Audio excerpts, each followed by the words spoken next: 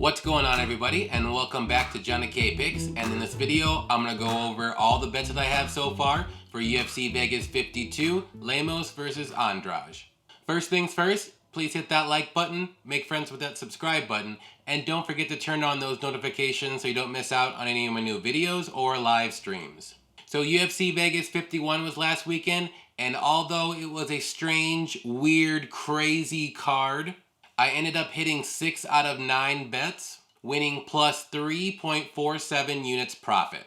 Like I said, it was a very strange card, and I'll be honest, if a couple of those fights with illegal strikes and point deductions went the other way, I probably would have had a massive losing night. But I'm going to be humble this week. I'm not bragging or anything because I know I got a little lucky, and I'm going to take what I got because it could have been a train wreck. But that does make 2 winning fight cards in a row, so I'm going to try to make it 3 this week. So without further ado, let's get to my bets for UFC Vegas 52. The first bet I have is an underdog bet. I bet 1 unit on Poyles to win, and I got that at plus 100. So with Poyles, I do think this is a good matchup for him. He's a really good grappler with really slick submissions, and I do like his striking better. And we all know that Guida's game plan is to get the fight to the mat and use his wrestling. But if he does that, that does play into the strengths of Poyles.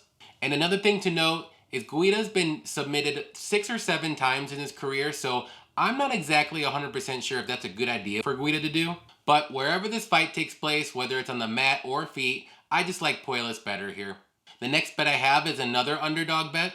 I bet 1 unit on Wright to win, and I got that at plus 140. So as I said in my last video, I try to fade Wright as much as possible and bet against him. But in this fight, the stars are aligning for him, and I actually like him in this fight.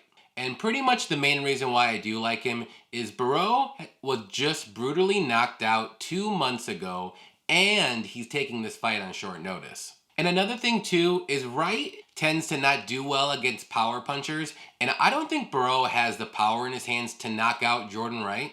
I know he has a few knockouts in his career, but he's more of a wrestler and he has decent striking. But like I said, I just don't think he's going to be able to knock out Wright. And I think Wright's going to come in here and do his first round whirlwind of strikes with kicks, knees, elbows real quick. And I just think one of those is going to land on Barrow's chin and he's going to go down. So the third bet I have was supposed to be a 2-leg parlay, but the Romanov-Boser fight got canceled. So now it's just going to be a straight bet. I have 1 unit on the over 2.5 rounds in the Vanetta Jourdain fight, and that's going to be at minus 200. So for me, this is going to be the fight of the night without a doubt. And I do think it's going to go to the judges' scorecards. So both of these guys are brawlers, and they're both super durable. And I know some people are thinking that Vanetta is going to use his wrestling and try to take down Jourdain. But if he does, he doesn't really have good top control to keep people down. And Jourdain doesn't accept being on his back, so he will work to get up. But actually, the way I see this fight playing out is I think it's going to be a striker versus striker showdown. I think they're going to go toe-to-toe and put on a show for the fans. I do think this fight's going to go over 2.5 rounds. And the next bet I have was supposed to be a 3-fighter parlay, but again, the Romanov and Boser fight got canceled, so now it's going to be a 2-fighter parlay. I bet 1 unit on Jourdain and Aori Kulang to win, and that's at plus 157. So as I said in my last bet, the Jourdain fight is going to be a banger, and I think they're just going to slug it out for 3 rounds. And if that's the case, I like Jourdain a little bit more. I think he gets stronger as the fight goes on. I think he throws more volume, and I do think he'll be able to at least outpoint Vanetta, or maybe even get the knockout. And with Aori, he's definitely going to be the better striker. And if he can keep the fight standing, I don't see a way he's going to lose this fight. Elsay is a good grappler, but the majority of his wins have come in the first round. So even if Aori can get this fight into the second round, I think he's going to take over after that and either get the knockout or a decision win here. And the last bet I have is a 2-fighter parlay that I really like. I bet 1 unit on Andrade and Cape to win, and I got that at plus 158. So with Andrade, I do think she's going to be the more well-rounded and stronger fighter in this matchup. I think she'll be able to take down Lemos or even push her up against the cage to wear her out a little bit.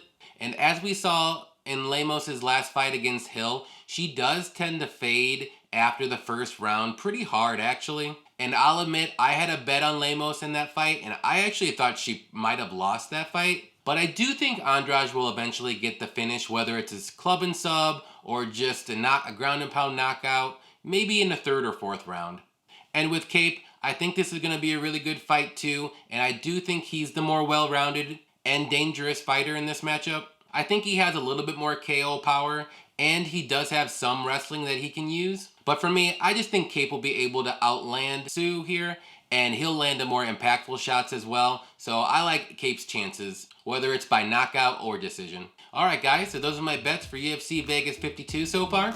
Be sure to check back on this video in the comment section on Instagram or on Twitter for any added bets that I place. Good luck to everybody who's betting this weekend, and until next time, happy fight night.